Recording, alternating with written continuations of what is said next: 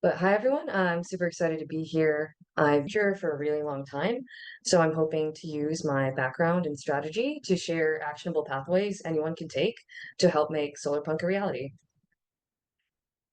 So there's three main parts you can expect in this presentation. The first one is around what nature can teach us about creating thriving conditions in our human-made systems, like cities, organizations, schools, etc. Then applying that by discovering accessible areas of change that sticks. And then finally taking these diverse individual efforts and coordinating them for a large scale transition to solar punk reality.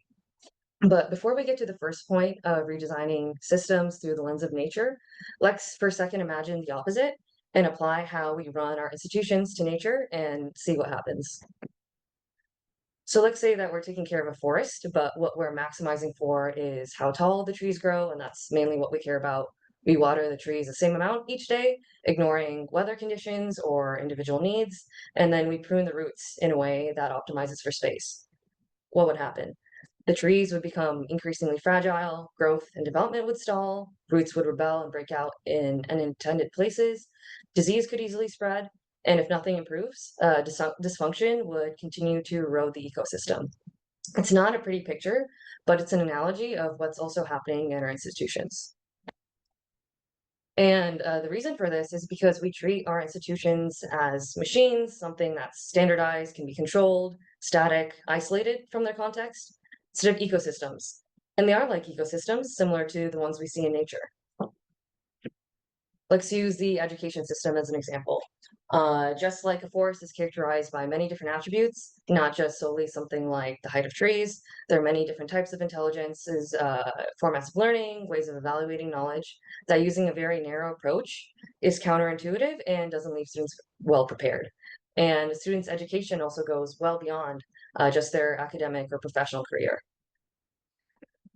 Forests are also interconnected, similar to how a forest functions through many different relationships, like root networks and wildlife interactions. Student success at school is also affected by all sorts of relationships, like with fellow students, their teachers, as well as what's happening outside of the classroom, like their home life, food security, etc. So a siloed view doesn't show the full picture. Small independent interactions in forests can create something more than the sum of the parts, like microclimates, similar to how giving students more autonomy and how they engage in their learning and collaborate can create innovative outcomes that wouldn't have happened otherwise. And finally, trees can shift towards sunlight and respond to changes in their environment. Likewise, curriculum should be updated to reflect new knowledge and have built-in flexibility to respond to changes in student, teacher, community situations, etc. So this would promote relevance and resilience. So what I just shared are some main characteristics for thriving living systems, and they're pulled from fields like systems thinking and complexity science, but you can also find it in places like Eastern philosophy, indigenous practices, and more. And they remind us that systems of human interaction are living systems as well. It's not just a wilderness that falls in that category. And the example that I went through shows how our education system is actually an ecosystem, though it might not be treated that way. And that also applies to our organizations, cities, governments, etc. So if we want to design something with this in mind, one way to do that is asking open-ended questions on what can uphold these characteristics, and that can create guiding principles. So this is adapted from a paper I co-authored a few years ago with the Systems Innovation Network. The link is on the bottom. It's on organizations, but since these are principles, they are pretty broadly applicable, and the details will depend on the context. So if we continue with the education example, for holistic, looking at the context of how the school fits into and impacts broader society, multidimensional, considering different types of student development, looking across different time horizons, short-term and long-term, learning from a wide range of disciplines, etc. And alignment, looking at how the student relates to the classroom and how that relates to the school, the district, etc., and creating shared motivations across a variety of stakeholders. And then for adaptive, fostering and supporting diversity, not having a one-size-fits-all approach, iterative, taking chances and learning from them. Not everything will be successful, but we can build upon that learning. and having more of a modular structure. So, for example, designing lesson plans and resources as building blocks that can be taken apart and rearranged as needed based on the situation.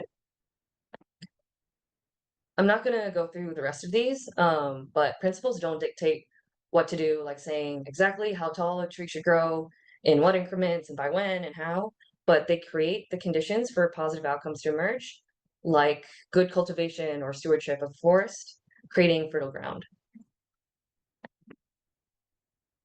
Okay, so then how do you actually go about implementing these principles when the way things are can be so far away from this?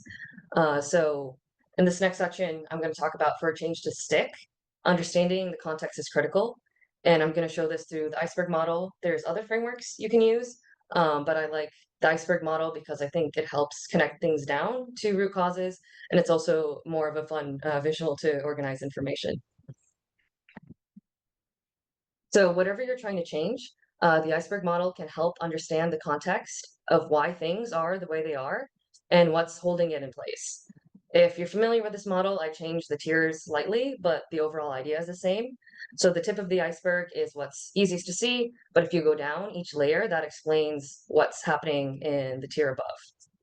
So the highest level events are easily visible activities that are taking place.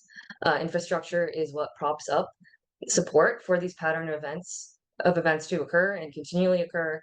Incentives is what is influencing that what infrastructure is established and how it's established, and beliefs guide what is incentivized by perceptions of how things work and what is valuable. This is also called mental models or mindsets. And ideally, we want to target the lower levels, and I'll show why in an example.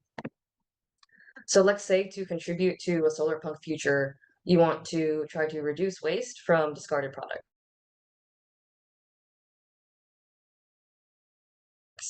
And you're trying to map that problem out on the iceberg. So there's a lot of let's focus on like landfills and the fact that they're overflowing and they have all sorts of environmental consequences. So that's something that's easily visible at the event level.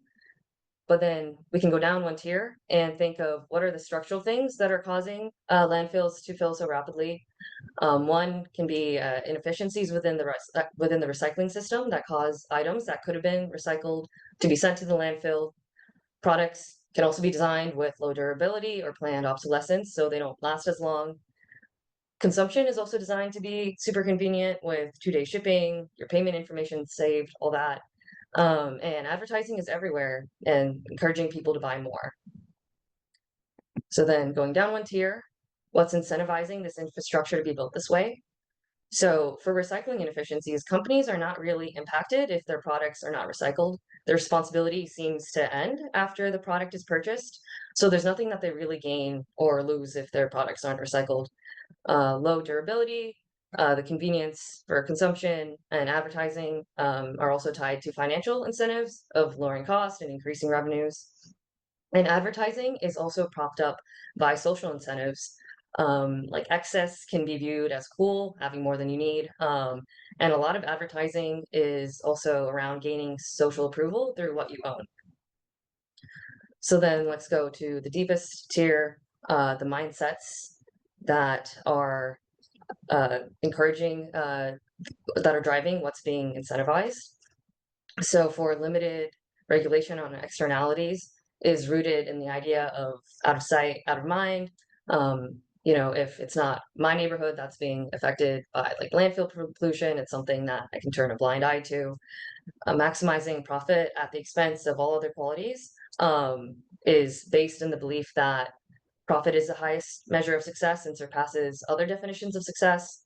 And social approval through overconsumption comes from the belief that social connection can be bought and community is based on what you have, not who you are or how you interact with people. So these beliefs are not always conscious, but they show up and are signaled through people's actions, what's being incentivized, how things are designed, and they permeate throughout a system. And that's what makes an issue systemic or something a systemic issue. There are various interconnected things that are holding the problem in place, mainly stemming from incentives and beliefs that take root in different areas.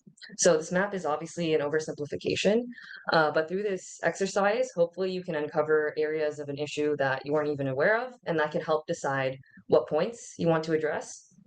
I'm going to quickly go over how solutions will differ based on what tier of the iceberg you're focusing on and how addressing the deeper tiers is more impactful. So I took a thread from the previous slide and matched that with potential solutions at each level. So if you're addressing overflowing landfills at the event level, an event level solution may be holding a company recycling event. It's nice, it's better than doing nothing, but let's go one tier lower. If you're trying to solve for recycling inefficiencies through a recycling system that has improved sorting and processing, you've already cast a wider net. Even if there's a lot of participation in that recycling event above, thinking at the infrastructure level is making sure that those items actually do end up getting recycled. And then for incentives, if you're trying to combat the limited regulation on externalities by trying to pass policy that penalizes companies for the social cost of their product, or another solution could be a reward instead of a penalty, companies gaining financially from implementing circular design because it saves money. Suddenly recycling becomes less relevant because now the incentive is to design more durably or within a closed loop or with the ability to repair. So at the infrastructure level, you're looking more at repair and sharing infrastructure, and less of a need for recycling if changes are made like this at the incentive level. And then finally, at the beliefs level, shifting from it's okay if the consequences are elsewhere to a mindset of we're all connected and part of a wider ecosystem opens up the path for regeneration. And now it's not just minimizing harm through circularity, but it's actively doing good and enriching the environment. And if you apply the principles from earlier at this level, regeneration is not just about the physical environment, it's also about creating thriving conditions for employees, communities, etc. And now this changes the question to how we can make regenerative products the new normal, which goes beyond just reducing waste. And this is the difference between incremental versus transformative change. And it's something that the iceberg helps distinguish by calling into light, what problem are we really addressing? Are we working within the beliefs of the existing system, or are we creating a new paradigm? And I think this is something essential to Solarpunk, right? Like Solarpunk is not just plants on buildings, it's a completely different mindset and values. And when there's a shift in mindset, it's so foundational then it affects what's being incentivized, what infrastructure is being built, and eventually cascades to what events are taking place. So I have a few quick tips if you're planning on using the iceberg model in your research. Talk to different types of people. There's so much insight you can gain from people's experiences with these issues that can open up new opportunities that you won't find just through a Google search. Don't get stuck in analysis paralysis. These issues can be large and messy, but the goal of mapping them out is to have enough understanding to figure out the next step. So see if you've covered large gaps in your understanding, or if you're coming across patterns and what areas you think would be effective to change.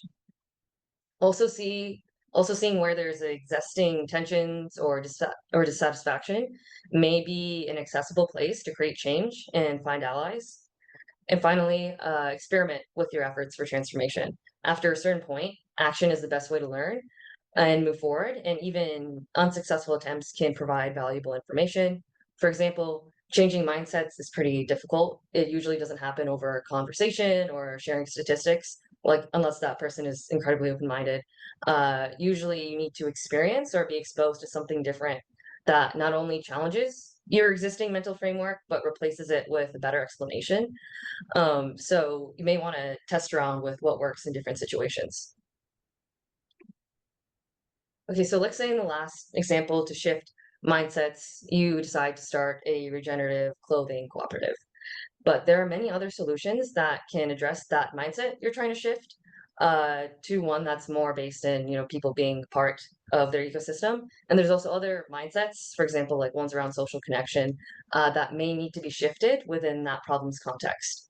So for the last part of this presentation, we'll explore how effective, diverse, independent efforts of approaching a problem, like the one that we were talking about around regenerative products, can cascade into a wide-scale shift.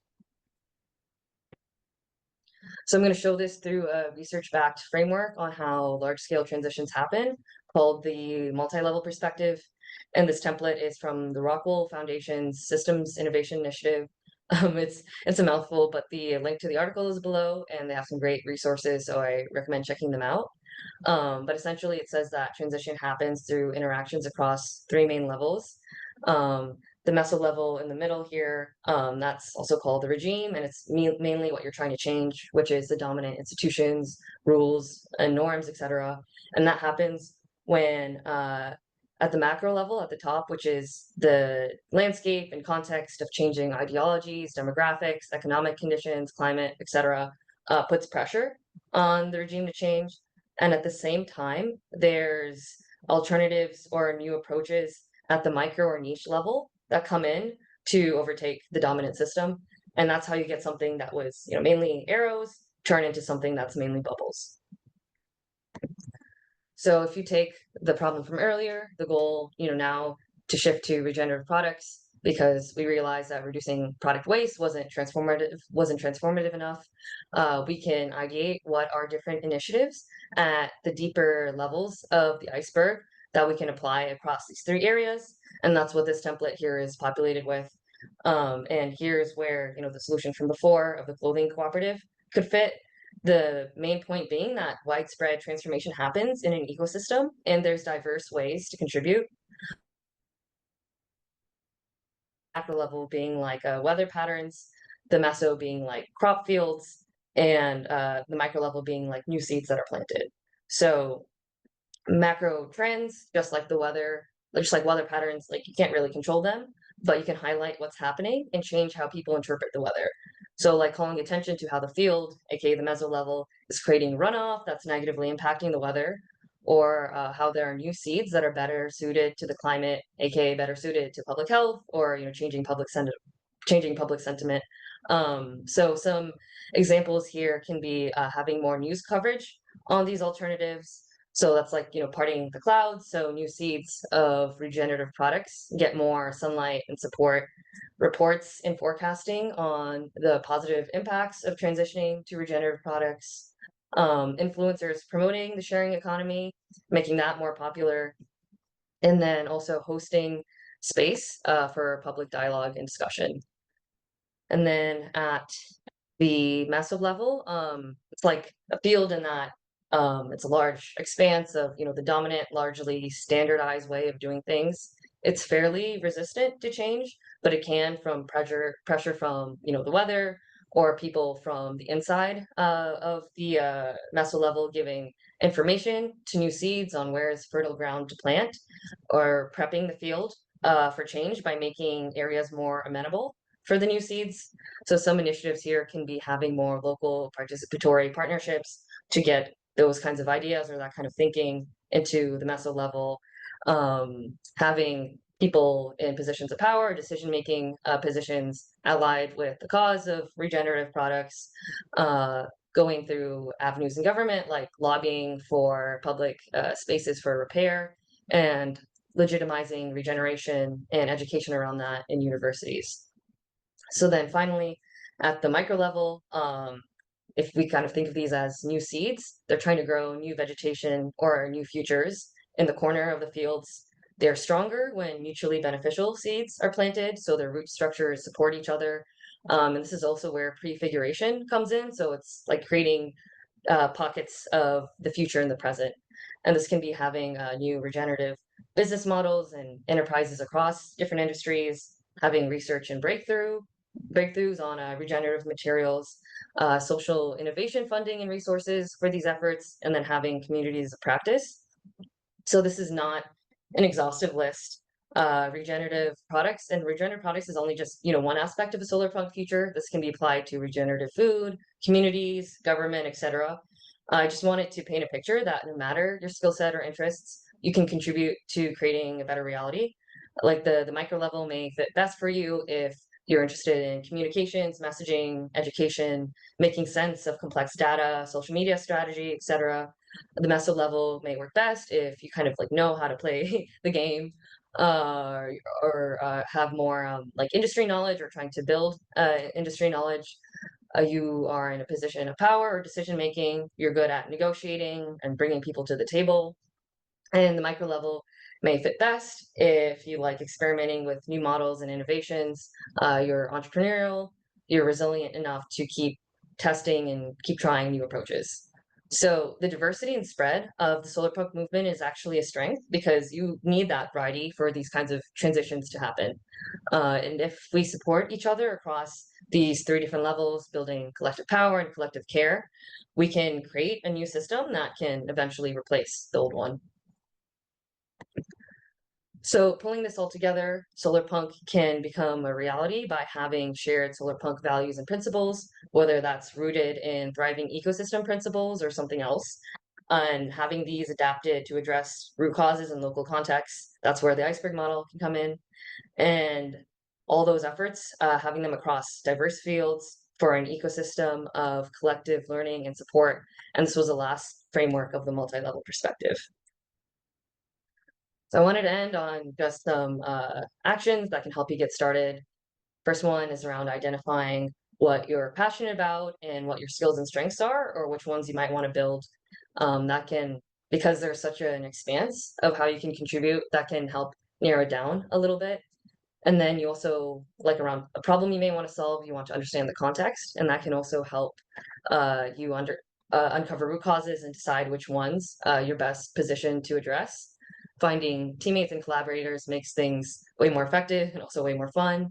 You want to experiment with change, and sometimes you have to like nudge or try something to understand it better. So it usually takes various attempts and continuous learning, partnering with the wider ecosystem, right? So this is also kind of relating to the multi-level perspective, right? If you're you want to collaborate both within those different levels, but also in between them, and then also learning, sharing, and iterating throughout the process. And though these steps are numbered, they're not really a linear process. As you progress in one area, it's likely going to help you progress or learn about more in another area, even if it's like, say, a step that you already passed or one that's a few steps above. So that's all I have.